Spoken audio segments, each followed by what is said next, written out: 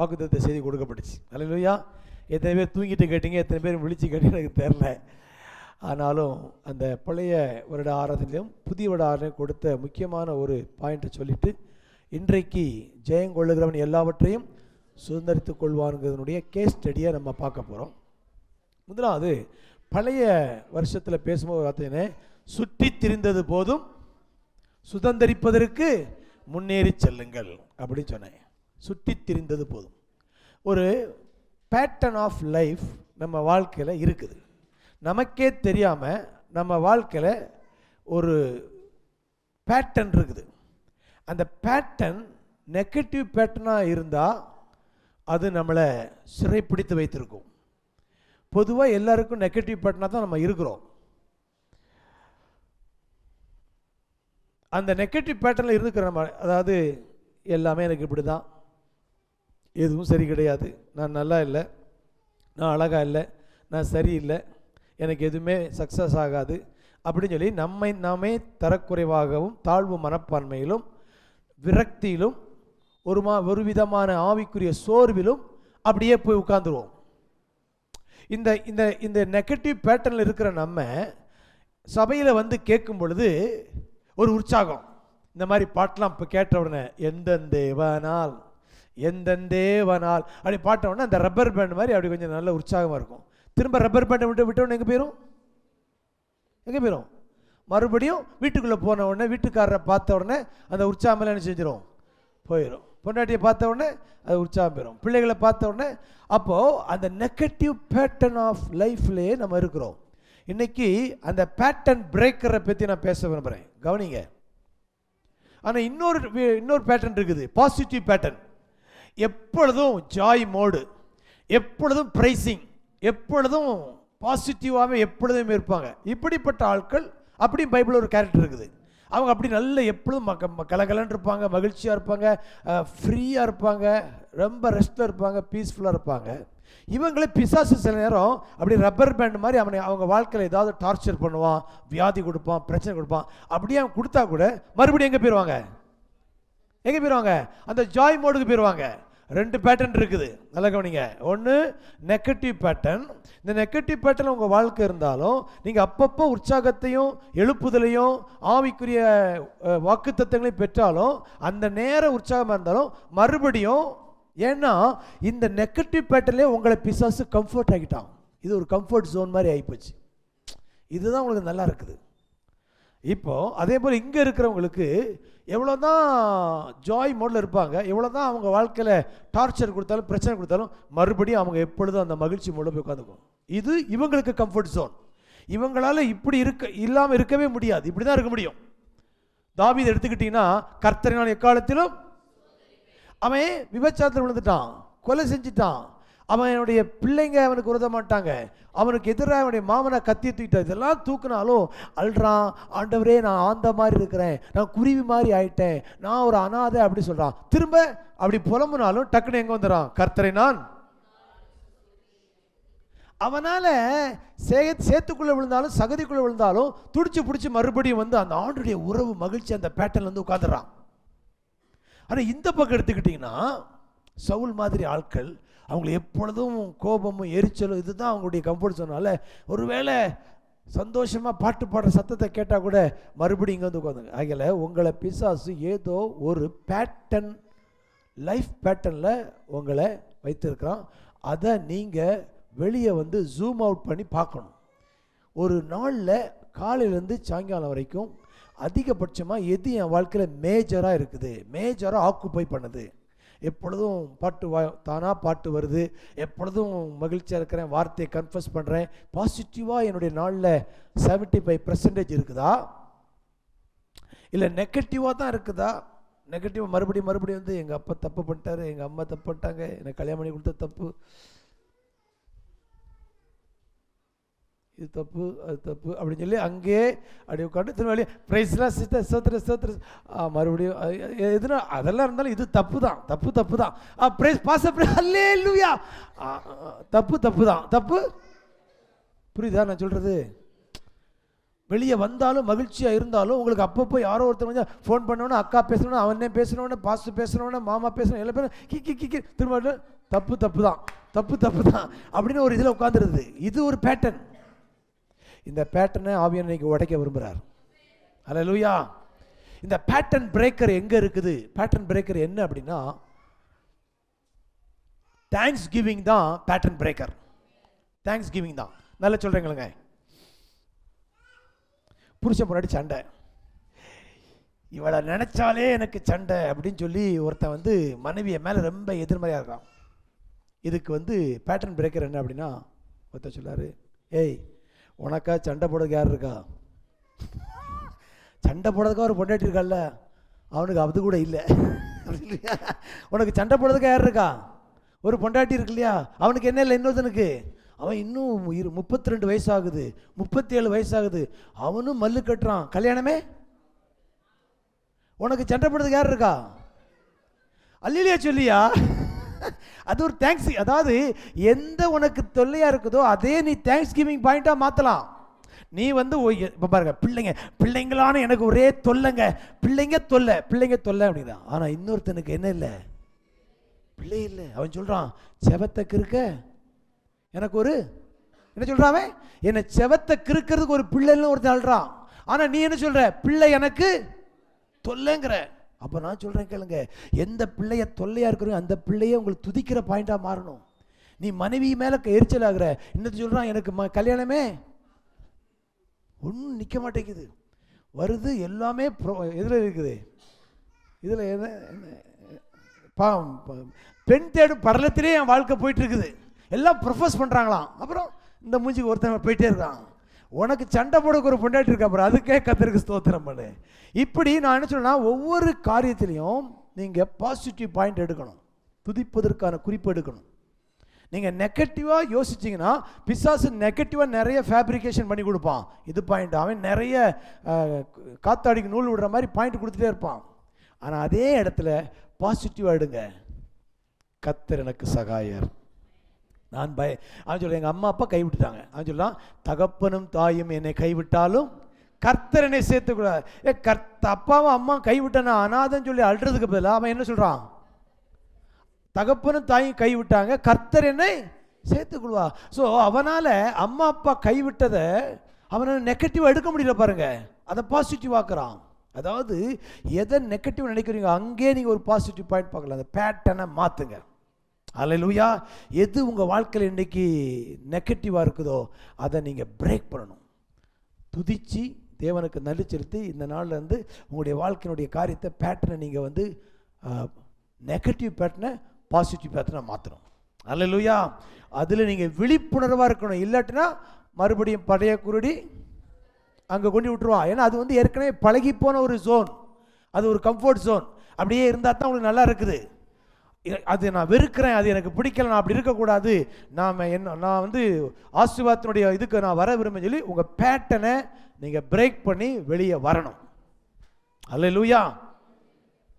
அதுக்கு இந்த கன்ஃபெஷன் ரொம்ப ஹெல்ப் பண்ணுது. அதை நான் பார்த்தேன், என்னுடைய லைஃப்பில் பார்த்தேன். சில ஆண்டுகளாகவே என்னுடைய கன்ஃபெஷன் வந்து இப்படி கன்ஃபஸ் பண்ண விசுவாச அறிக்கை பண்ண என்னுடைய மைண்டில் சைக்காலஜியில் எல்லாத்துலேயுமே ஒரு மாற்றம் வந்து இப்போ எல்லாவற்றையும் நேர்மறையாக பேசக்கூடிய ஒரு இடத்துக்கு வருது. அல்லேலூயா. அதில் பேட்டர்ன் பிரேக்கர், நெகட்டிவ் பேட்டர்லேருந்து பாசிட்டிவ் பேட்டர்னுக்கு வருவது கற்று உதவிச்சு வராங்க. ஓகே, இன்றைக்கி செய்தி வரலாம், வாசிக்கலாம். வெளிப்படுத்தல் 21:7. ஜெயங்கொள்ளுகிறவன் எல்லாவற்றையும் சுதந்தரித்துக் கொள்ளுவான், நான் அவன் தேவனாய் இருப்பேன், அவன் என் குமாரனாய் இருப்பான். சூப்பர். சொல்லுங்க, ஜெயங்கொள்ளுகிற நான் எல்லாவற்றையும் சுதந்தரித்துக் கொள்வேன். ஒரு வார்த்தையை நீங்க படிக்கும் பொழுது அது உங்களுக்கு சொந்தமா நீங்க பார்க்கணும். இது யாரோ 10 பேர், அதாவது இப்படி இதெல்லாம் பார்த்தோன்னு எப்படி யோசிக்கணும், ஒரு போட்டி வச்சு 10 பேரை கூடுவாங்க, 10 பேரில் போராடி ஒரே ஒரு ஆள் ஜெயிப்பான், அவன் சுதந்திரிப்பான் அப்படின்னு நினைக்கிறீங்க. ஆனால் புதிய பள்ளி அப்படி கிடையாது.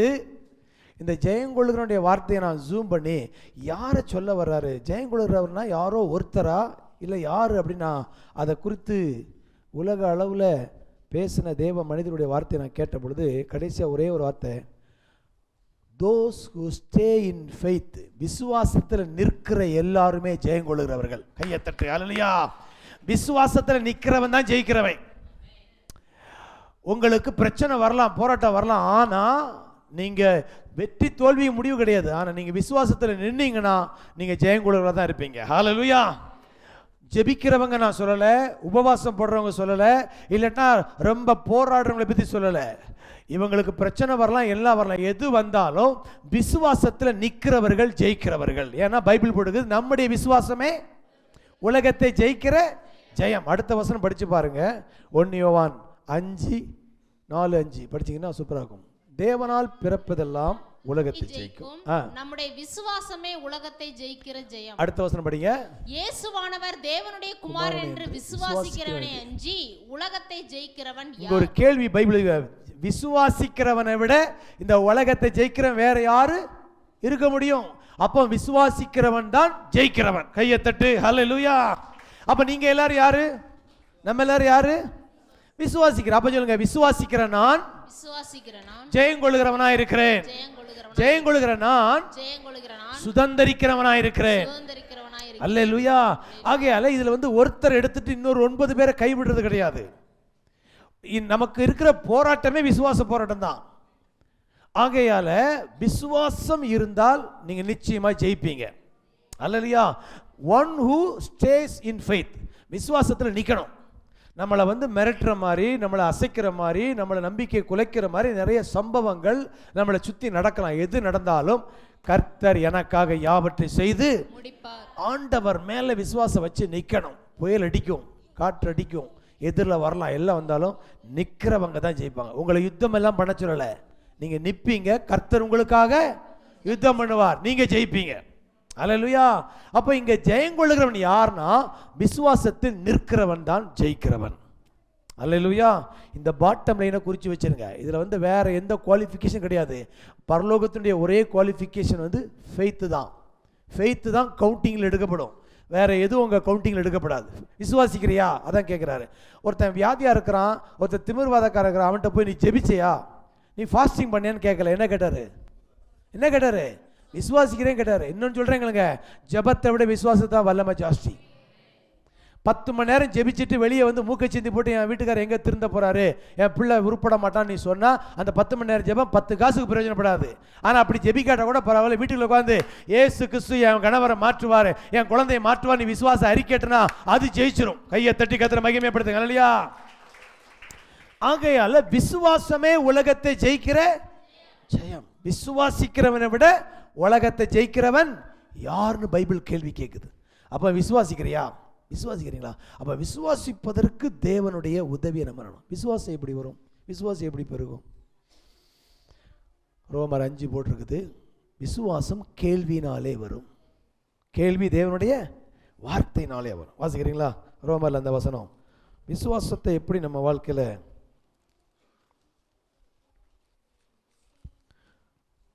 ரோமர் 10ஆம் அதிகாரம் 17ஆம் வசனம் வாசிங்க. ஆதலால் விசுவாசம் கேள்வினாலே வரும், கேள்வி தேவனுடைய வசனத்தினாலே வரும். இதை ஒரே வார்த்தையில் விளக்கணும்னா, தேவனுடைய வார்த்தையை கேட்க கேட்க என்ன வரும்? விசுவாசம் வரும். நீங்கள் எவ்வளவு intake, word of God intake எடுக்கிறீங்களோ, எவ்வளவு நீங்கள் வசனத்தை நீங்கள் வாசிக்கிறீங்களோ கேட்குறீங்களோ, அவ்வளவு என்ன வரும்? விசுவாசம் வரும், அது வளரும், அது பெருகும். அல்லேலூயா. அப்போ இந்த வருஷத்தில் அதிகமாக தேவனுடைய வார்த்தைக்கு நேரம் கொடுங்க. தேவனுடைய வார்த்தையை கேட்குற இடத்துல உங்கள் காதை வைங்க. கண்ட குப்பைகளையும் கேட்காதீங்க. கண்ட சீரியலையும் பார்த்து நிறைய நிறைய ராங் ஸ்டஃப்பை நம்ம உள்ளே ஏற்றுறோம். நல்லா கவனிங்க. இந்த காது, கண், இந்த ஐம்புலன் வழியாக நிறைய உள்ளே டெபாசிட் ஆகுது, உங்களுக்கே தெரியாது. உங்கள் கண் பயங்கரமான வீடியோ கேமரா, உங்கள் காது பயங்கரமான ரெக்கார்டர். ஸோ இதில் தப்பாக ராங்காக நீங்கள் உள்ளே இன்புட் பண்ணிட்டீங்கன்னா அப்புறம் உள்ள இருதயத்தின் நிறைவில் தான் வாய். அப்போ உள்ளே ப்ராப்பராக சரியானதை ஸ்டஃப்பை நம்ம இன்புட் பண்ணால் தான் அவுட்புட் வெளியே வரும். அப்போ இந்த வருஷத்தில் நல்ல வார்த்தைகளை, நல்ல செய்திகளை, வார்த்தை என்னால் நீங்கள் இப்படி பைபிளில் திறந்து கர்த்தர் என் மேய்ப்பராக இருக்கிறார், உங்கள் வாய் சொல்கிறத உங்கள் காது கேட்கணும். அல்லேலூயா. நான் தாழ்ச்சி அடையேன், அவர் என்னை புல்லுள்ள இடங்களில் மேய்த்து அமர்ந்த தண்ணி வசனத்தை நீங்கள் படித்து உங்கள் குரல் உங்கள் காதுலயே போடும். கேட்டு டெபாசிட் பண்ணும் பொழுது விசுவாசம் வரும். அந்த விசுவாசம் உலகத்தை ஜெயிக்கிற ஜெயமாய் மாறும். ஜெயம் கொள்கிறவன் எல்லாவற்றையும் சோதரிப்பா. இதுதான் டெக்னிக். இவ்வளோதான், அவ்வளோதான். நான் ஈக்குவேஷனை போட்டு காமிச்சிட்டேன். ஜெயங்கொள்ளன்னு யார்? ஒன்கு ஸ்டே இன் ஃபெய்த். விசுவாசத்தில் இருக்கிற விசுவாசம் எப்படி வரும்? Word of God. எவ்வளவு இன்புட் எடுக்கிறீங்களோ அவ்வளவு ஃபெய்த் நீங்கள் இன்க்ரீஸ் ஆவீங்க. அல்லேலூயா. சரி, இப்போ நான் என்ன சொல்ல வரேங்க, இந்த விசுவாசத்தில் நிற்கிறேன்னு நீங்கள் சொல்லும் பொழுது உங்களுக்கு சவால்கள் வரும். சவால்லாம் எதுக்கு வருதுன்னா நீங்கள் தோற்று போவதற்காக இல்லை, நீங்கள் ஜெயங்கொள்வதுக்கு தான் வருது. ஆமே சொல்லுங்க. இப்போ பாருங்க, ஒருத்தர் நல்ல சபைக்கு வந்து நல்ல விசுவாசியாக இருக்கிறீங்க. நான் உண்டு, என் வேலை உண்டு, நான் சபைக்கு வர்றேன், நல்ல பைபிள் படிக்கிறேன், ஜெபம் பண்ணுறேன், இப்படி நீங்கள் இருக்கிறீங்க, விசுவாசத்தில் அழகாக இருக்கிறீங்க அப்படின்னா பிசாசு உங்களை வந்து போங்க போங்க போங்க போங்க அப்படி விடுவான்னு நினைக்காதீங்க. இப்படி நீங்கள் ஆண்டவருக்குள்ளே நல்லா இருக்கும் பொழுது உங்களுக்கு விரோதமாக அவன் வந்து உங்கள் விசுவாசத்தை பரீட்சை பார்க்குறதுக்கு சவால்களை கொண்டு வருவான். அல்லேலூயா. 2 நாளாகம 20ஆம் அதிகாரத்தில் யோசபாத் ராஜாவை எடுத்தீங்கன்னா அவன் உண்டு, அவன் வேலை உண்டுன்னு இருக்கிறான். அவன் அழகாக ஆண்டுக்கு பிரியமான வாழ்க்கை வாழ்கிறான். நல்ல புரட்சிகரமான எழுப்புதெல்லாம் கொண்டு வந்து சபை சீர்திருத்தங்கள்லாம் கொண்டு வந்து நல்ல தேவனை உண்மையாக தேடி நல்ல ஒரு பெர்ஃபெக்ட் லைஃப் வாழ்ந்துட்டு இருக்கிறான். அப்படிப்பட்ட ஒருத்தனுக்கு சேலஞ்சு வரலாமா? வரும். எதுக்காகனா அவன் ஜெயம் எடுக்கிறதுக்கு தான் வருது. உங்கள் வாழ்க்கை கூட சொல்கிறேன், உங்களுக்கு வருகிற போராட்டங்கள் நீங்கள் தோற்று போவதற்காக அல்ல, நீங்கள் வென்றெடுப்பதற்காக, நீங்கள் ஜெயங்கொள்ளாய் மாறுவதற்கு தான் உங்களுக்கு சோதனை வருது. அல்லேலூயா. வாசிங்க 1ஆம் வசனம். இதற்கு பின்பு மோவா புத்திரரும் அம்மோன் புத்திரரும் அவர்களோட அம்மோனியருக்கு அப்புறத்தில் உள்ள மனுஷரும் கூட யோசபாத்திற்கு விரோதமாய் யுத்தம் பண்ண வந்தார்கள்.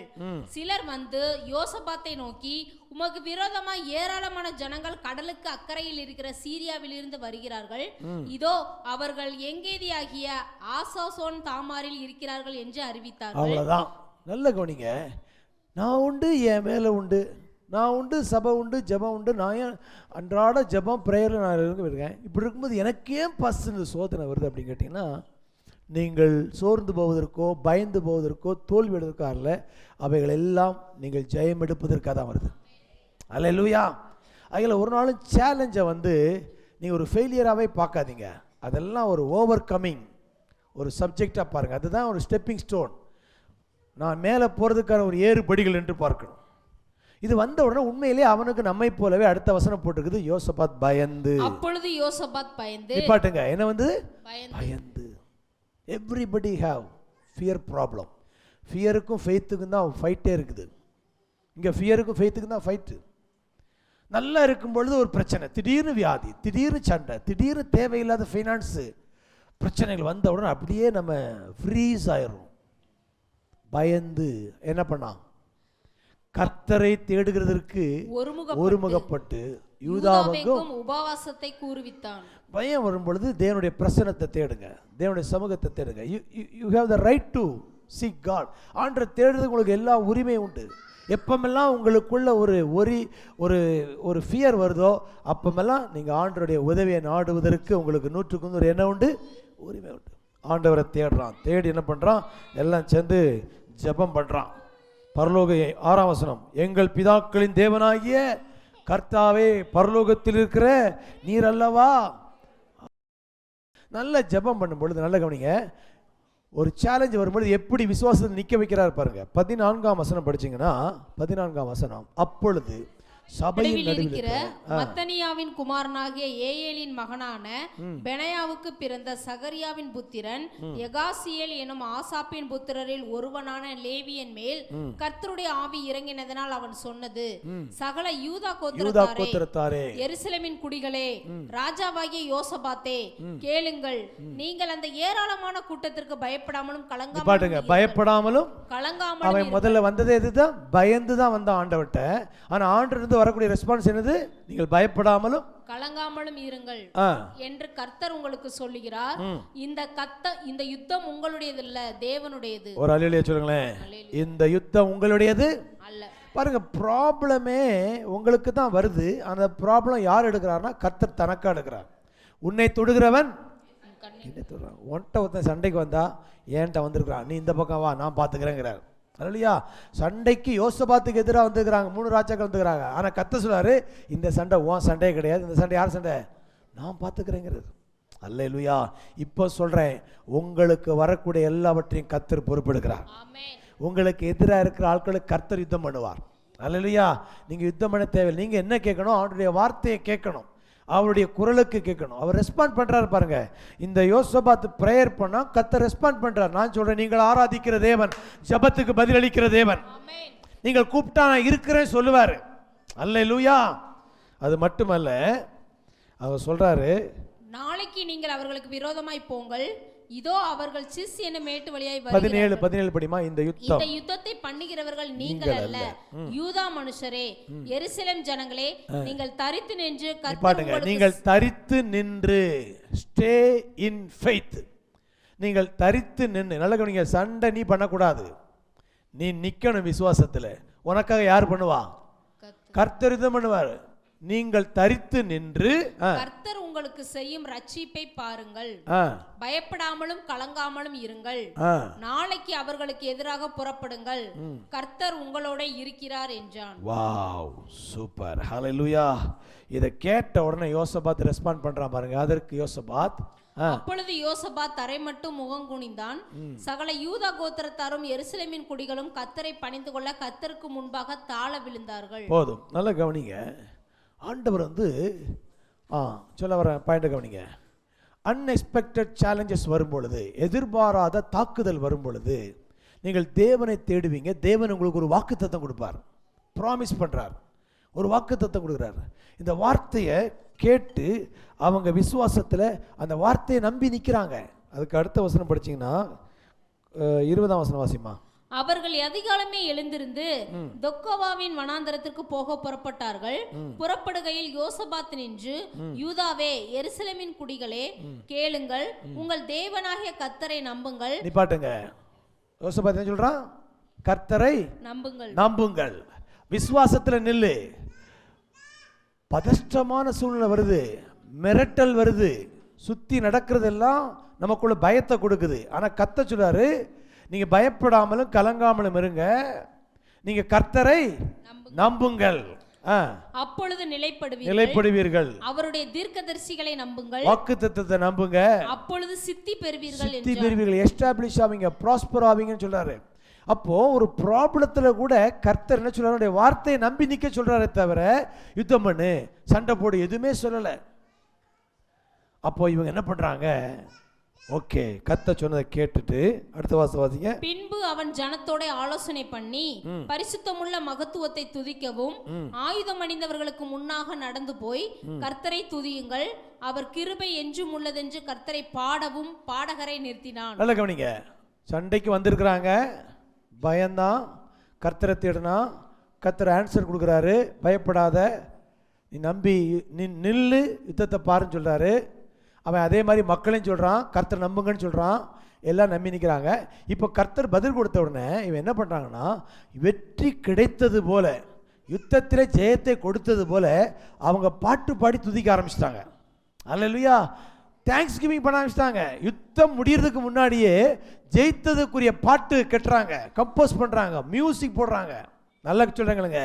நீங்க வொர்ஷிப் பண்ணும்பொழுது பிசாச பைத்தியம் பிடிக்க வைப்பார். கை தட்டுங்க. ஹல்லேலூயா. பிசாசு என்ன பண்றான்னு நம்மளுக்கு தெரியாது. ஆராதனை பவர்ஃபுல் வெப்பன். நான் சொல்றேன் ஆராதனை நேரத்தில், அதனால தான் சொல்றேன் ஆராதனை நேரத்தில் நீங்க இன்வால்வ் ஆகுங்க. நீங்க வீட்டில் பாடுற பாட்டு பிசாசை பைத்தியம் பிடிக்க வைக்கும். உங்களை வெட்ட வந்த அவனையே வெட்டிட்டு செத்து விட்டான். அல்லேலூயா. உண்மையில் எது நடந்தது? ஆராதனை சத்துருக்களை பைத்தியமாக்கும், குருட்டாட்டமாக்கும். அடுத்த வசனம் படிங்களேன். நான் சொல்ல ஒரு மாதிரி, அவர்கள் பாடி துதி செய்ய தொடங்கின பொழுது யூதாவுக்கு விரோதமாய் வந்து பதிவிருந்த அம்மோன் புத்திரரையும் மோவாபியரையும் சேயீர் மலை தேசத்தாரையும் ஒருவருக்கு விரோதமாய் ஒருவரை கர்த்தர் எழும்ப பண்ணினதினால் அவர்கள் வெட்டுண்டு விழுந்தார்கள். நல்ல கவனிங்க. இன்னும் சண்டைக்கே போகல, இன்னும் இங்க கிளம்பவே இல்லை. இங்க பாட்டு தான் பாடிட்டு இருக்காங்க, இங்க பாடுறாங்க, அங்க வெட்டு விழுது. எது? ஒருத்த வெட்டிக்கிறான். ஆராதனை வல்லமை உள்ளதுங்கிறது உங்களுக்கு சொல்றேன் கேளுங்க. நீங்க ஆராதிக்கும் பொழுது சாத்தானுக்கு பைத்தியம் பிடிக்கும். என்ன பண்றேன்னு தெரியல, அவனே அடிச்சுக்குவான், அவனே செங்கல் எடுத்து மண்டையை போட்டுக்குவான். நீங்க யாரையும் போய் ஒரு ஆணியும் ஸ்தோத்திரம். செய்ய வேண்டாம், நீங்க ஆண்டவர் ஆராய்ச்சா போதும், கர்த்தர் உங்களுக்காக. அடுத்த வசனம் படிங்க. எப்படி எனில் அம்மோன் புத்திரரும் மோவாபியரும் சேயீர் மலை தேச குடிகளை சங்கரிக்கவும் அழிக்கவும் அவர்களுக்கு விரோதமாய் எழும்பினார்கள். சேயீர் குடிகளை அழித்து தீர்ந்தபோது தாங்களும் தங்களில் ஒருவரை ஒருவர் அழிக்கத்தக்க விதமாய் கை களைந்தார்கள். இன்னும் எங்க சண்டைக்கு வந்தோம், யார் கூட சண்டைக்கு வந்தோங்கிறதே மறந்து இவனுங்க ஒருத்தனை அடிச்சுக்கிட்டு மாண்டுக்கிட்டானுங்க. இவங்க மறுநாள் காலையில் எழும்பி இவ்வளோ பெரிய கூட்டம் வந்திருக்குதேன்னு சொல்லி எட்டி போய் பார்க்கலாம்னு சொல்லி அடுத்த வசனம் வாசிங்க.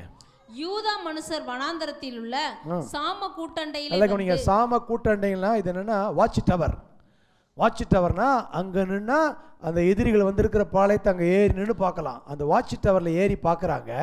அந்த ஏராளமான கூட்டம் இருக்கும் திக்கை நோக்குகிற போது இதோ அவர்கள் தரையிலே விழுந்து கிடக்கிற பிரேதங்களாக கண்டார்கள். ஒருவரும் தப்பவில்லை. கரங்களை தட்டி கர்த்தர் மகிமைப்படுது. இல்லையா, உனக்கு விரோதமாய் உருவாக்கப்படும் ஆயுதம் வாய்க்காதே போ.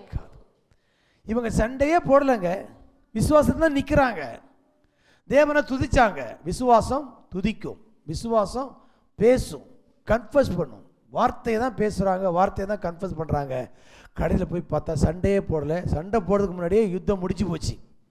அல்லேலூயா, எதிரிகளே இல்லை. வாசிங்க தொடர்ந்து. யோசபாத்தும் அவனுடைய ஜனங்களும் அவர்கள் உடைமைகளை கொள்ளையிட வந்தபோது ஜெயம் கொள்ளுகிறவர்கள் எல்லாவற்றையும் சுதந்தரித்துக் கொள்ளும். சண்டை போட மாட்டாங்க, நினைச்சுவாங்க, கொள்ளையிடுவாங்க. போடுங்க வாசிங்க. கொள்ளையிட வந்த பொழுது அவர்கள் கண்ட ஏராளமான பொருட்களும் பிரேதங்களில் இருந்து உரிந்து போட்ட ஆடை ஆபரணங்களும் தாங்கள் எடுத்துக்கொண்டு போக கூடாது இருந்தது. 3 நாளாய் கொள்ளையிட்டார்கள். அது அவ்வளவு மிகுதியாய் இருந்தது. உன் வேலை சுதந்திரிக்க வேண்டியதான் உன் வேலை. அல்லேலூயா. நீ விசுவாசத்தில் நிற்கும் பொழுது கர்த்தர் யுத்தம் பண்ணுவார், நீ ஜெயம் கொள்ளுவாய், சுதந்திரிப்பது உன்னுடைய பங்கு. அல்லேலூயா. இவங்க சண்டையே போடல. செத்து கிடக்கிற பிரேதத்திலிருந்து கழுத்திலிருந்து ஜொல்ஸை எடுக்கிறதுக்கு 3 நாள் ஆச்சான். நான் நினைக்கிறேன் ஆளுக்கு ஒரு மூட்டையை தூக்கிட்டு போயிருப்பானுங்க. அல்லேலூயா. ஆமே, ஆளுக்கு ஒரு கோணியை வச்சு அள்ளிட்டு நேர வீட்டுக்கு போல. அடுத்த வசனம் படிங்க. 4ஆம் நாளில் பெராக்காவிலே கூடினார்கள். அங்கே கர்த்தருக்கு ஸ்தோத்திரம் செலுத்தினார்கள். சண்டை ஆரம்பிச்சது ஸ்தோத்திரத்துல, சண்டை முடிஞ்சதும் ஸ்தோத்திரத்தில் தான். இவங்க என்ன பண்ணாங்க? யோசபாத் ராஜா என்ன பண்ணான்? அவன் துதிச்சான், கர்த்தரை மகத்துவத்தை போட்டுனா, சண்டையை கர்த்தர் போட்டாரு, அப்புறம் கொள்ளையடிச்சான், அப்புறம் கையை வைத்து ஸ்தோத்திரம் தான். வாசிங்க. ஆதலால் அவ்விடத்திற்கு இந்நாள் வரைக்கும் இருக்கிறபடி பெராக்கா எனும் பேர் தரித்தார்கள். ஹல்லேலூயா. நீங்கள் விசுவாசத்தில் நிற்கும் பொழுது ஜெயங்கொள்ளுகளாய் கர்த்தர் உங்களை மாற்றுவார், உங்களுக்கு சுதந்திரங்களை கொடுப்பார். இந்த யுத்த ஸ்ட்ராட்டஜி எல்லாம் பைபிளில் பதிவு செய்யப்பட்டிருக்குது. சண்டை போடலை, கத்தி எடுக்கலை, எந்த இதுவும் இல்லை. ஆனால் வெற்றி பெற்றார்கள். எதிரிகள் கத்தி இருந்தும் தோற்று போனாங்க. இராணுவம் புறப்பட்டு வந்தும், குதிரைகள் இராணுவத்தோடு வந்தும் தோற்று போனாங்க. எந்த கத்தியும் இல்லாமல் பாட்டு பாடி ஜெயிச்சிட்டாங்க. காட் ஸ்ட்ராட்டஜியை கண்டுபிடிச்சு வச்சிருங்க. தேவனுக்கு நீங்கள் விசுவாசத்தில் துதிக்கும் பொழுது, தேவனை மகிமைப்படுத்தும் பொழுது கர்த்தர் உங்களுக்காக எல்லாவற்றையும் செய்து முடிப்பார். அல்லேலூயா. நீங்கள் ஜெயிக்கிறதாங்க உங்கள் தலையெழுத்து. உங்களால் தோற்று போகவே முடியாது. ஆமென். ஏன்னா கர்த்தர் உங்களுக்காக யுத்தம் பண்ணுகிறார். நீங்கள் தேவனை விசுவாசிக்கிறீங்க, ஆகையால தேவன் உங்களுக்கு ஜெயத்தை கொடுப்பார். இன்னும் சொல்லட்டுமா, நீங்கள் ஜெயிக்கிற வரைக்கும் யுத்தம் முடியாது. அல்லேலூயா. இறுதி வெற்றி உங்களுக்கு தான். ஆமென். 2வது ஒருத்தரை பார்க்கலாமா? இங்கே என்ன அப்படின்னா, ஆண்டவர் வாக்குத்தத்தம் கொடுக்குறாரு. நல்லா கவனிங்க. முதல்ல நல்லா இருக்கும் பொழுது எதிர்பாராத சவால் வருது, ப்ராமிஸ் பண்ணுறாரு, ஃபெய்த்தில் நிற்கிறாங்க, வின் பண்ணுறாங்க. இங்கே கர்த்தர் எதுவுமே இல்லை, கர்த்தரே ப்ராமிஸ் பண்ணுறாரு. நீ உன் உள்ளங்கால் விடும் இடமெல்லாம் உனக்கு தருவேன், நீ போகிற இடத்துல ஜெயிப்ப அப்படிங்கிறாரு. இவன் கேட்கல, ஆண்டவரே ப்ராமிஸ் பண்ணுறார். வாசிங்க யோசுவா 1:3 மோசேக்கு சொன்னபடி உங்கள் காலடி மிதிக்கும் எவ்விடத்தையும் உங்களுக்கு கொடுத்தேன். வனாந்தரமும் இந்த லீபனோனும் தொடங்கி ஐபிராத் நதியான பெரிய நதி மட்டுமுள்ள ஏத்தியரின் தேசம் அனைத்தும் சூரியன் அஸ்தமிக்கிற திசையான பெரிய சமுத்திரம் வரைக்கும் உங்கள் எல்லையா இருக்கும். சொல்ல நான் உனக்கு பெரிய சுதந்திரம் கொடுப்பேன், நான் ஒரு எக்கச்சக்க ஏக்கர் கணக்காக இடம் தருவேன், பெரிய வீடு கட்டி கொடுப்பேன், பாலும் தேனும் ஓடுற தேசத்தை. இவங்க யாருமே கேட்கலங்க, கர்த்தர் ப்ராமிஸ் பண்றாரு. அடுத்த வசனம் படிங்க. நீ உயிரோடு இருக்கும் நாளெல்லாம் ஒருவனும் உனக்கு முன்பாக எதிர்த்து நிற்பதில்லை. நான் மோசையோடு இருந்தது போல உன்னோடும் இருப்பேன்.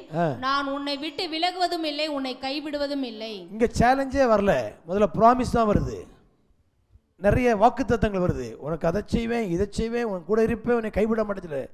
சபையில் வர்றீங்க, உற்சாகமாக ஆராதிக்கிறீங்க, கர்த்தர் வாக்குத்தத்தம் பேசுகிறாரு, கேட்கறதுக்கு நல்லா இருக்குது.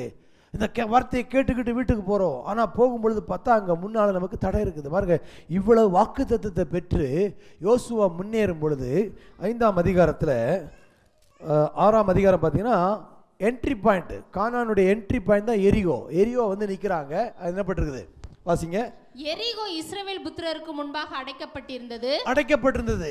எந்த தேசத்தை தருவேன்னு சொன்னாரோ அந்த தேசத்து பக்கத்தில் வந்து அது அடைக்கப்பட்டிருந்தது. சில நேரம் நல்ல கவனிங்க, உங்களுக்கு தேவன் வாக்குத்தத்தம் பண்ணுவார்.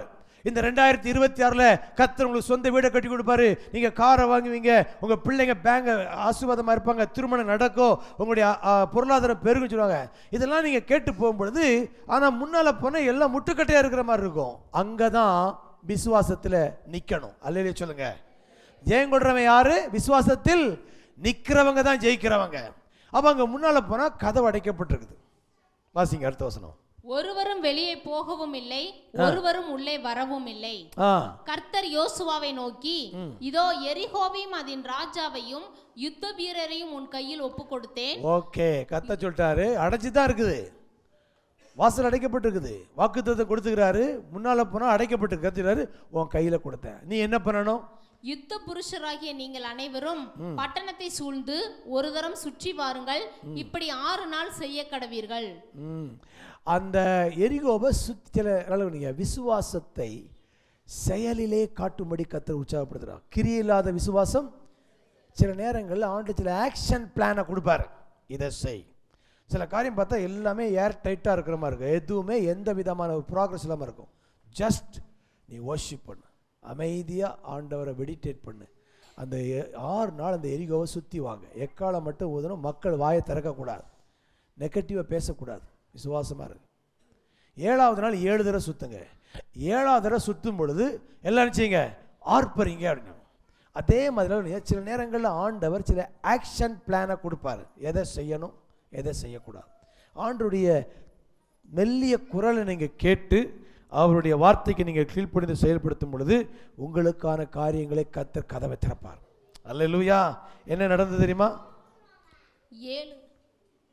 20 எக்காலங்களை ஊதுகையில் ஜனங்கள் ஆர்ப்பரித்தார்கள். எக்காலங்களை ஊதுகையில் ஜனங்கள் ஆர்ப்பரித்தார்கள். எக்கால சத்தத்தை ஜனங்கள் கேட்டு மகா ஆரவாரத்தோட முழங்குகையில் அலங்கம் இடிந்து விழுந்தது. போதும், நல்ல கவனிங்க. எந்த அடைக்கப்பட்ட எரிகோவின் மதிலா இருந்தாலும் தேவனுடைய பிள்ளைங்க விசுவாசத்துல நின்று வர்ஷிப் பண்ணும் பொழுது எல்லா அலங்கமும் இடிந்து விழுந்தது. தொடர்ந்து வாசிங்க.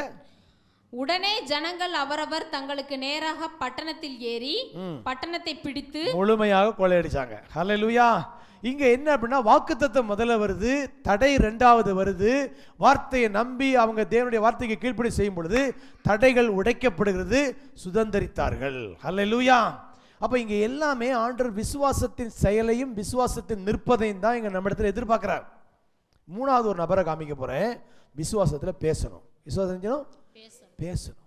வாசிங்க 1 சாமுவேல் 17ஆம் அதிகாரம் வந்துடலாம். நல்ல கவனிங்க. இந்த சாமுவேல் வாசிக்க முடியும். ஒன்று சொல்ல விரும்புகிறேன். ஆண்டவர் யாருக்கு இந்த ஜெயத்தை கொடுப்பார், யாரை கர்த்தர் சுதந்திரிக்க வைப்பார்னா ஒரே ஒரு குவாலிஃபிகேஷன் நான் முதல்ல சொல்லிட்டு வரேன். ஃபெய்த். சொல்லுங்க. விசுவாசம் மட்டும்தான் தேவனுடைய கணக்கில் எடுக்கப்படும். விசுவாசம் தான் ஹெவன்லி கரன்சி. அங்கே செல்லுபடி, அந்த நோட்டு செல்லுபடி ஆகும். இங்கே உடன்படிக்கை.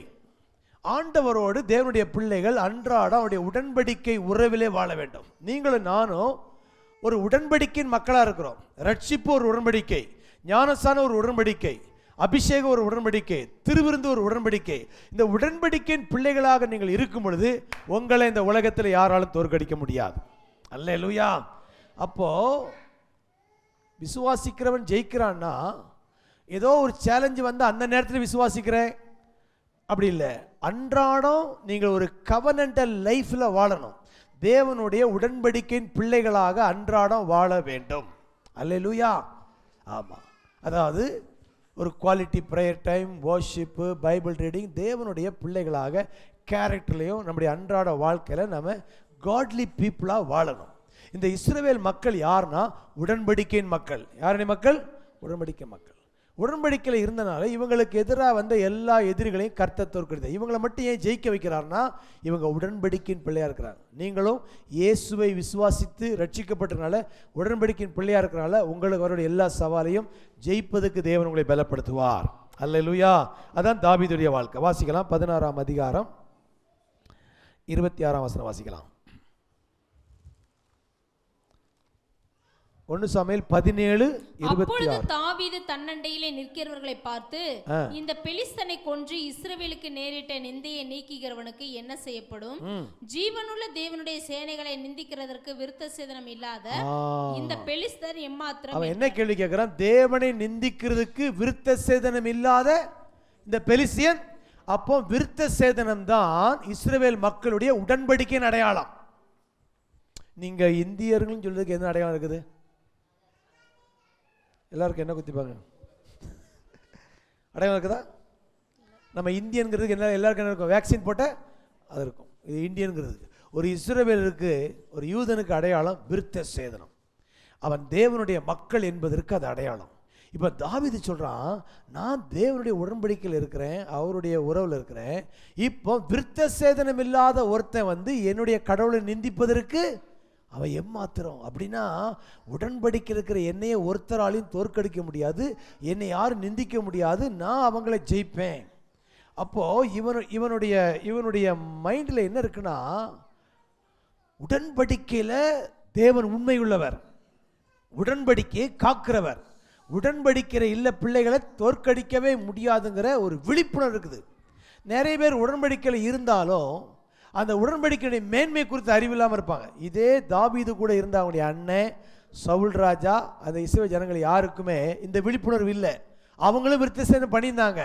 ஆனால் இவன் தான் கேட்குறான், விருத்த சேதனம் இல்லாத இவன் எப்படி எங்களை நிந்திக்க போச்சு? வாசிங்க. அதற்கு ஜனங்கள், அவனை கொல்லுகிறவனுக்கு இன்னென்னபடி செய்யப்படும் என்று முன் சொன்ன வார்த்தைகளை அவனுக்கு சொன்னார்கள். ஓகே, அப்போ இங்க தாவீது ரெண்டா பிரிக்கிறான். உடன்படிக்கையில் இருந்தா பாதுகாப்பு, வெற்றி. உடன்படிக்கையில் இல்லாத யாருக்கு என்ன கிடையாது? வெற்றியே கிடையாது. இப்போ நான் சொல்றேன், நாம் எல்லாரும் என்ன பிள்ளைங்க? உடன்படிக்கையின் பிள்ளைங்களா இருக்கிறோம். உங்க வாழ்க்கையில கோலியாத் மாதிரி எத்தனை பிரச்சனை வந்தாலும் பயப்படவே பயப்படாதீங்க. உங்களை பிசாசால தோற்கடிக்க முடியாது. அல்லேலூயா. ஏன்னா விருத்த சேதனம் இல்லாத அவன் எம்மாத்திரம் என்று நீங்க கேட்கலாம். அப்போ தேவன் அவன் பக்கத்தில் இல்லை, என் கூட தான் இருக்கிறாருன்னு சொல்லி தாவீது தெளிவா சொல்றான். ஏன்னா நான் யாரு? உடன்படிக்கையில் இருக்கிறேன், என் கூட தானே கடவுள் இருக்கிறாரு, என் கடவுளை எப்படி நிந்திக்க முடியும்? அவன் தோற்றுத்தான் போகணும்னு சொல்லி அவ்வளோ ஒரு தெளிவான வெளிப்பாடு இருந்தது. இப்போ சொல்றேங்களுங்க, என்னைக்கு ரட்சிக்கப்பட்டு இயேசுவை விசுவாசிக்கிறீங்களோ உலகத்தை ஜெயிப்பது நீங்க மட்டும்தான். இல்லையா? உங்களுக்குள் இருக்கிறவர் பெரியவர். உங்களை உங்களை உங்களை உங்களை பிசாசால எதுவுமே செய்யவே முடியாது. மிரட்டலாம், உருட்டலாம், ஆனால் உங்களை தோற்கடிக்க முடியாது. ஏன்னா நீங்கள் ஜெயிப்பீங்க. ஏன்னா உடன்படிக்கையில் இருக்கிறோம். அந்த உடன்படிக்கை குறித்து வெளிப்பாடு நமக்கு தெரியணும். நான் தேவனுடைய பிள்ளை, என்னை எந்த சாத்தானும் அழிக்கவே முடியும். வாசிங்க அதே அதிகாரத்தில் 45ஆம் வசனம், கன்ஃபெஷன் பாருங்க, 45ஆம் வசனம்.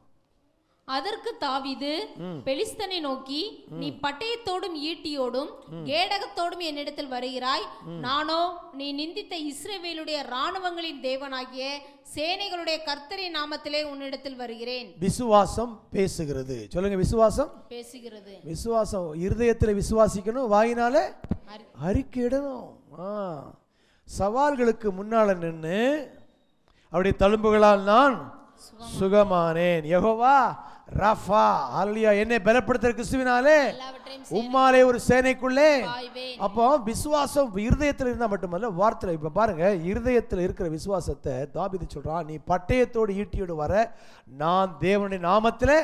அடுத்த வசனம் வாசிங்க. இன்றைய தினம் கர்த்தர் உன்னை என் கையில் ஒப்பு கொடுப்பார். இதான் விசுவாசம். இன்றைய தினம் உன்னை என் கையில ஒப்பு கொடுப்பார், நான் உன்னை கொன்று உன் தலையை உன்னை விட்டு வாங்கி பெலிஸ்தருடைய பாளையத்தின் பிணங்களை இன்றைய தினம் ஆகாயத்து பறவைகளுக்கும் பூமியின் காட்டு மிருகங்களுக்கும் கொடுப்பேன். அதனால் இஸ்ரவேலில் தேவன் ஒருவர் உண்டு என்று பூலோகத்தார் எல்லாரும் அறிந்து கொள்வார்கள். சவால்கள் மத்தியில விசுவாசமா பேசணும். நல்லா சொல்லுங்க, என்ன சொல்ல வரேன்னா, வேர்டு கிரியேட்டிவ் பவர் இருக்குது. வார்த்தைக்கு சிருஷ்டிக்கிற வல்லமை உண்டு. வார்த்தையினாலே உங்கள் வாழ்க்கையை நீங்கள் மாற்றிடலாம். நீங்கள் நெகட்டிவாக பேசினா குப்பை மேலே போயிடலாம், பாசிட்டிவாக பேசினீங்கன்னா கோபுரமாக மாறிடலாம். இல்லையா? மரணமும் ஜீவனும் நாவின் அதிகாரத்தில் இருக்குது. எவ்வளவு சூழ்நிலை மோசமாக இருந்தாலும் வார்த்தை விசுவாசமாகவும் நேர்மறையாக இருந்ததுன்னா ஜெயிச்சிருவீங்க. பாருங்க, அத்தனை பெரிய ராட்சதை முன்னால நின்று விசுவாசமா பேசுறா. இன்னைக்கு கர்த்தர் உன் கையில. அடுத்த வசனம் வாசிங்க. கர்த்தர் பட்டயத்தினாலும் ஈட்டியினாலும் ரட்சிக்கவர் அல்ல என்று இந்த ஜனக்கூட்டம் எல்லாம் அறிந்து கொள்ளும். யுத்தம் கர்த்தருடையது, அவர் உங்களை எங்கள் கையில் ஒப்பு கொடுப்பார் என்றான். விசுவாசம் பேசும். விசுவாசம் என்ன செய்யும்? பேசும். கௌபாய் ராட்சதை ஈட்டியும் கேடகத்தோடு நிற்கிறான், டவுசர் போட்டிருக்கிறான், சட்டை கிடையாது, கையில் என்ன வச்சுக்கிறான்? உண்டிகோல் வச்சுக்கிறான். அவன் பெரிய பட்டயம் வச்சுக்கிறான். ஆனால் பேசுகிறான். பேசுகிறவன் ஜெயிச்சிட்டான். கை தட்டுங்க. இல்லையா? பேசுகிறவன் விசுவாச வார்த்தையை பேசுங்க. யார்கிட்ட ஃபோனில் பேசுனா கூட கர்த்தர் சுகமாக்குவார். சுகமாயிட்ட உனக்கு நடக்கும், குழந்தை பிறக்கும், உனக்கு திருமணம் நடக்கும் சொல்லுங்க. என்னுடைய நண்பர் ஒருத்தர் இருக்கிறாரு, குழந்தை இல்லாமல் யாராவது ஃபோன் பண்ணுவாங்க. அடுத்த 3 மாதம் உனக்கு குழந்தை உண்டாயிருமா, போக மாட்டோம். கல்யாணம் ஆகமாங்க, அடுத்த 6 மாதம் உனக்கு கல்யாணம் நடந்து வச்சுருவாங்க. நல்லா சொல்லுங்க. வார்த்தையை பேசுகிறாங்க. 6 மாதத்துக்குள்ளே வந்து சொல்கிறாங்க, ஐயா நீங்கள் சொன்ன மாதிரியே மேரேஜு. இப்போ இந்த தாளம்பூர் ஊழியத்துக்கு போகிறோமே, அங்கே மணி பாஸ்டரை பற்றி சாட்சி சொல்லுவாங்க. 3 மாதத்தில் உனக்கு குழந்தை. கடைசியில் 3 மாதம் முடிகிற கடைசி நாளில் குழந்தை உண்டாயிடுச்சு. இந்த மாதிரி சொன்ன மாதிரி தான் அந்த ஆண்டவர் நம்ம சொல்கிற வார்த்தையை ஆண்டவர் கனப்படுத்துகிறார். அல்லேலூயா. அதனால தான் சொன்னேன், உங்கள் வார்த்தைக்கு வல்லமை உண்டு. தேவன் உலகத்தை சிருஷ்டிக்கும் போது என்ன வார்த்தை பேசி வல்லமை உண்டோ அதே வல்லமை நீங்கள் பேசும்போது அந்த வார்த்தைக்கு உண்டு. ஆகையால இந்த தாவீது விசுவாசமாக பேசுகிறான். கர்த்தர் உன்னை எங்கள் கையில். 53ஆம் வசனம் வாசிங்க. 53ஆம் வசனம். இஸ்ரவேல் புத்திரர் பெலிஸ்தரை மூர்க்கமாய் துரத்தின பிற்பாடு திரும்பி வந்து அவர்களுடைய பாளையங்களை கொள்ளையிட்டார்கள். 50ஆம் வசனம். இவ்விதமாய் தாவீது ஒரு கவனினாலும் ஒரு கல்லினாலும் பெலிஸ்தனை மேற்கொண்டு அவனை மடங்கடித்து அவனை கொன்று போட்டான். தாவீதின் கையில் பட்டயம் இல்லாதிருந்தது. பட்டயம் தேவையில்லை, விசுவாசம் போதும். ஆமென். ஆமென் சொல்லுங்க. என்னது? பட்டயம் தேவையில்லை, விசுவாசம் போதும். விசுவாசம் ஜெயிச்சிச்சு. பட்டயத்தை வச்சிருந்து அவ்வளோ பெரிய பிரம்மாண்டமான ராட்சதன் அப்படியே மலை சரிஞ்ச மாதிரி சரிஞ்சு விழுந்துட்டான். நான் சொல்கிறேன், இன்னைக்கு உங்களுக்கு முன்பதாக பெரிய பர்வதமே நீ எம்மாத்திரம், தேவ பிள்ளைகளுக்கு முன்பதாக சமபுண்ணியமா. வார்த்தையை நீங்கள் பேசும் பொழுது மலைகள் பெயர்ந்து போகும். அல்லேலூயா. விசுவாசத்தினாலே உலகங்களை ஜெயிக்கலான்னு போட்டிருக்குது. விசுவாசத்தினால நல்ல கவனிங்க. எபிரேயர் 11ஆம் அதிகாரம் படித்து பார்த்தீங்கன்னா, விசுவாச வீருடைய பட்டியல். அவர்கள் ராஜ்யத்தை ஜெயித்தார்கள், சிங்கத்தின் வாயை அடைத்தார்கள், அக்கினி அவித்த. எல்லாம் விசுவாசத்தினால. விசுவாசத்தினால. நான் ரொம்ப நாள் ஒரு பொய்யை நம்பிட்டு இருந்தேன், ஜபத்தினால உபவாசத்தினால. கிடையாது. அது ரெண்டையும் தாண்டி ஒன்று வருது, கொடி கட்டி பறக்குது. எது? விசுவாசத்தினாலே ஜெயங்கொள்கிறவர்கள். ஹல்லேலூயா. விசுவாசிக்கிற உலகத்தை ஜெயிப்பான். விசுவாசிக்கிறோட பற்றி தான் பைபிள் போட்டிருக்குது. அக்கினி அவித்தார்கள், சிங்கத்தின் வாயை அடைத்தார்கள், பட்டயத்துக்கு தப்பினார்கள், சாக கொடுத்தவரை உயிரோடு எழுத்தார்கள். அல்லையா? எல்லாம் விசுவாச வீரர்கள் தான். இன்னைக்கு கர்த்தர் சொல்றாரு, நீ விசுவாசித்தால் தேவனுடைய மகிமையை உங்க வாழ்க்கையில. இன்னைக்கு இந்த செய்தியை கேட்கிற அனைவருடைய வாழ்க்கையில விசுவாசத்தினால் இந்த வருஷத்துல நீங்க ஜெயிப்பீங்க. அல்லையா? தாவீதை போல ஜெயிப்பீங்க. ஒண்ணும் இல்லாம நீங்க ஜெயிச்சு வருவீங்க. அல்லையா? யோசபாத்தை போல ஜெயிப்பீங்க, யோசுவாவை போல ஜெயிப்பீங்க. எல்லாரும் வார்த்தை தான் ஆக்டிவேட் பண்ணாங்க. கடைசியா தாவீதுடைய லைஃபினுடைய ஒரு சின்ன ஒரு சப்ஜெக்ட் சொல்லி முடிக்கிறேன். ஒரு 5 நிமிடத்தில் சங்கீதம் 91 எடுங்க. அவன் சொல்றான், நான் எங்க இருக்கேன்னு தெரியுமா? உன்னதமானவரின் மறைவில் இருக்கிறவன், சர்வ வல்லவரின் நிழலில். சொல்லுங்க நீங்க உங்களை பற்றி. நான் உன்னதமானவரின் மறைவில் இருக்கிறேன், சர்வ வல்லவரின் நிழலில் தங்கு. பாருங்க, அவனுடைய ஐடென்டிஃபிகேஷனை சொல்றான். நான் யாரோ கிடையாது. போன மாதம் ஒருத்தர் பேசினாரு, உன்னதங்களிலே அவரோடு கூட உட்கார வைக்கப்பட்டிருக்கோம். நான் இன்னைக்கு சொல்றேன், உன்னதமானவரின் மறைவில் தான் நீங்க இருக்கிறீங்க. சர்வ வல்லவரின் நிழல் தான். நான் எங்க போனாலும் என்னை சுத்தி ஒரு உன்னதமான மறைவு இருக்குது, ஒரு சர்வ வல்லவரின் நிழல் என்னை சுத்திட்டு இருக்குது. அந்த நிழலை தாண்டி என்னை எதுவும் தொடவே முடியாது. அல்லேலூயா. ஐ ஆம் ஹைலி ப்ரொடெக்டட். ஆமென். 120 கிலோமீட்டர் ஸ்பீடில் நான் காரில் போகிறேன். அந்த 120 கிலோமீட்டர் ஸ்பீடில் அந்த தூதர்கள் என்னை பாதுகாத்துட்டு வர்றாங்க. கரங்களை திரைக்கத்தை மகிமைப்படுத்துங்க. வழிகளில் எல்லாம் என்னை காக்கும்படி தூதர்களுக்கு இதே அதிகாரத்தில் தான் இருக்குது. உன்னதமானவரின் மறைவில் இருக்கிறவன், சர்வ வல்லவரின், அடுத்த வார்த்தை தான் சப்ஜெக்ட், அடுத்த வார்த்தை தான், நான் கர்த்தரை நோக்கி என் அடைக்கலம், என் கோட்டை, தேவன், நான் நம்பி இருக்கவர் என்று சொல்லுவேன். சொல்லுங்க, சொல்லுவேன். சொல்லணும், சொன்னாதான் ஆக்டிவேட் ஆகும். Word activation. நல்லா கவனிங்க. நிறைய இப்போலாம் நிறைய இதெல்லாம் வந்துச்சு. ஆக்டிவேட், டோர் பக்கத்தில் போனால் டோர் செய்யுது, திறக்குது இல்லை? அதே மாதிரி இன்னொரு ஆக்டிவேஷன் ஒன்று இருக்குது. பேசுன ஆக்டிவேட் ஆகும். ஆவிக்குரிய உலகம் வேர்ட் ஆக்டிவேட்டிங், வார்த்தையினால தான் அங்கே காரியங்கள் ஓப்பன் ஆகும். இங்கு சொல்லப்படுகிறது, நான் கர்த்தருக்கு அடைக்கலம், என் கோட்டை, என் தேவன், நான் நம்பியிருக்கிறேன் என்று சொல்லுவேன். அவ்வளவுதான். சொன்ன உடனே அடுத்த வசனம், அவர் என்னை வேடனுடைய கண்ணிக்கும் எல்லாம் டவுன்லோட் ஆகுது. அல்லையா? சொல்லாத வரைக்கும் எதுவும் ஆக்டிவேஷன் ஆகாது. சொன்னாதான் நடக்கும். நீங்கள் தேவனை யாராக சொல்றீங்க? தேவனை குறித்து உங்களுடைய கன்ஃபெஷன் என்ன?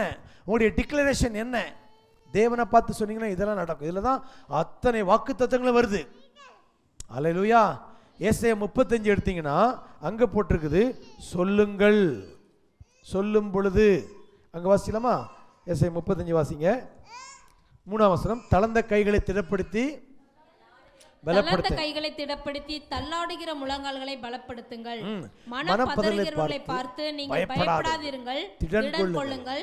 இதோ உங்கள் தேவன் நீதியை சரிக்கட்டவும் உங்கள் தேவன் பதிலளிக்கவும் வருவார்.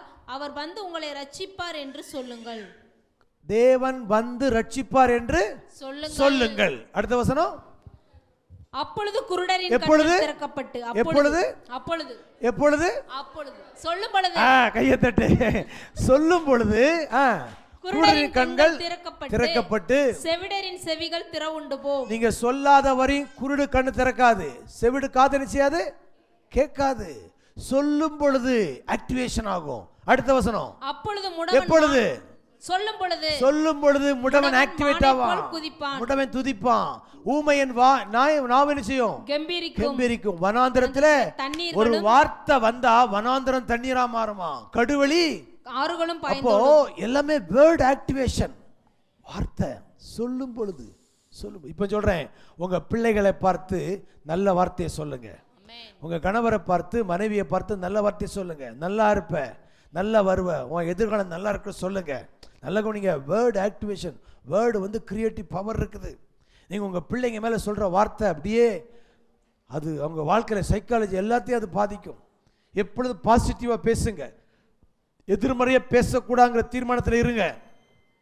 அல்லேலூயா. எப்பொழுதும் ஃபெய்த்தை சுகமாயிரும், நல்லா இருப்பீங்க, காரியங்கள் வரும், காரியம் வாய்க்கும். வார்த்தையை பேசுங்க. சொல்லும் பொழுது குருடர் கண் திறக்கும், காது கேட்கும். Word power. தேவனுடைய வார்த்தை சொல்லுது, அவர் சிருஷ்டிக்கும் பொழுது என்ன வல்லமை இருந்தோ அதே சுவாசத்தை நமக்கு தந்திருக்கிறார். அவருடைய சாயலை நம்ம படைச்சிருக்கிறாரு. நாம சொல்லும் பொழுது அதே மாதிரி ஆவிக்குரிய உலகங்கள் திறக்கும். அல்லேலூயா. அப்போ சொல்லும் பொழுது இந்த தாவீது ஒரு ரகசியம் கண்டு வச்சிருந்தான். நான் உன்னதமான மறைவில் இருக்கிறேன்னா, சர்வ நிலையில் இருந்தாலும் நான் கர்த்தரை நோக்கி அடைக்கலம், கோட்டை, நான் நம்பி இருக்கிறேன் என்று நான் சொன்ன பிறகுதான் அவர் என்னை வேடனுடைய கண்ணிக்கும் என்னை பாலாக்கும் கொலை நோய்க்கும் தப்பிப்பார். அவர் சிறகு இருந்தாலும் அப்பந்தான் மூடுவார். அடைக்கலம் புகுவாய், சத்தியம் உனக்கு பரிசையும், இரவில் உண்டாகும் பயங்கரத்துக்கும் பகலில் பிறகு அம்புக்கும். இது எல்லாமே சொல்லும் பொழுது ஆக்டிவேஷன் ஆகுது. ஸோ இன்னைக்கு ஒரு தீர்மானம் பண்ணுங்க, நான் எப்பொழுதும் தேவனை புகழ்ந்து அவருடைய நாமத்தை துதித்து கொண்டே இருப்பேன், எனக்கு எல்லாம் நன்மைக்கு எதுவாக நடக்கும். இன்னைக்கு ஒரு காரியத்தை கற்று செய்யும்படி சொல்லியிருக்கிறாரு, ஜெயங்கொள்ளுகிற ஒரு அபிஷேகம். இந்த தாவீத சவுல் தைல கொம்பை எடுத்து வந்து அவன் சகோதரன் நடுவே பூசி அவன் தலையில கைத்து ஜெபம் பண்றான். அந்நாள் முதல் கர்த்தருடைய ஆவியானவர் தாவீதோடு இருந்தார். தாவீது சென்ற இடமெல்லாம் கர்த்தர் அவனுக்கு ஜெயத்தை கொடுத்தார். இன்னைக்கு ஆவியான எனக்கு ஒன்று ஸ்ட்ராங்காக சொல்றாரு, வந்திருக்கிற ஒவ்வொருடைய தலையில எண்ணெய் வைத்து ஜெபிச்சு அவங்கள ஒரு ஜெயத்தின் அனாயிண்டிங்கை இன்னைக்கு ரிலீஸ் பண்ணி இந்த வருடம் முழுவதும் ஜெயம் கொள்ளுகிற விசுவாசிக்கிறவன் ஜெயிக்கிற வார்த்தையின்படி அவங்கள பிளஸ் பண்ணி அனுப்பிச்சுனார். எல்லா கண்களை மூடி ஹல்லேலூயா. எல்லாம் ஒரு எதிர்பார்ப்பட, ஆண்டவரே இன்றைக்கு அன்றைக்கு சாமுவேல் தாவீதின் வீட்டில் வந்து அவனுடைய தலையில எண்ணெயை வைத்து ஜெபித்த பொழுது அந்நாள் முதல் கர்த்தருடைய ஆவியானவர் தாவீதோடு இருந்தார். சென்ற இடமெல்லாம் தாவீது ஜெயங்கொள்கிறவனாய் இருந்தான். ஹல்லேலூயா. எனக்கு ஒரு தீர்மானம் பண்ண போறோம். ஹல்லேலூயா. கைகளை உயர்த்தி ஆண்டவரை பார்த்து, ஆண்டவரை ஜெயங்கொள்கிறவனாய் என்னை மாற்றுங்க ராஜா. ஜெயங்கொள்ளுகிறனுடைய வாழ்க்கையில எல்லாம் கர்த்தாவே ஸ்தோத்திரம். ஹல்லேலூயா. ஆமென். விசுவாசிக்கிறீங்களா? ஆமென். ஹல்லேலூயா. ஜெயம் கொடுக்கும் தேவனுக்கு கோடி கோடி ஸ்தோத்திரம். வாழ்வளிக்கும் இயேசு ராஜாவுக்கு வாழ்நாளெல்லாம் ஸ்தோத்திரம். ஜெயம் கொடுக்கும் தேவனுக்கு கோடி கோடி ஸ்தோத்திரம்.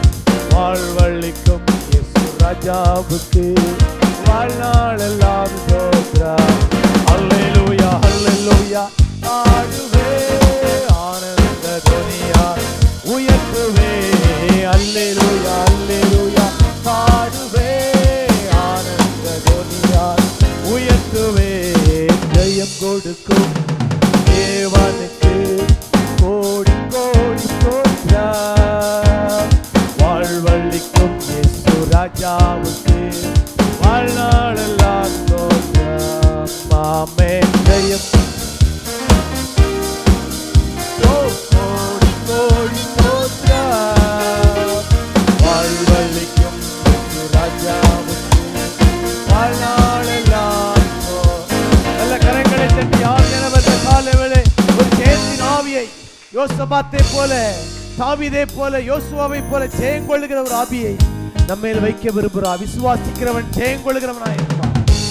ஹல்லேலூயா. நன்றி நன்றி.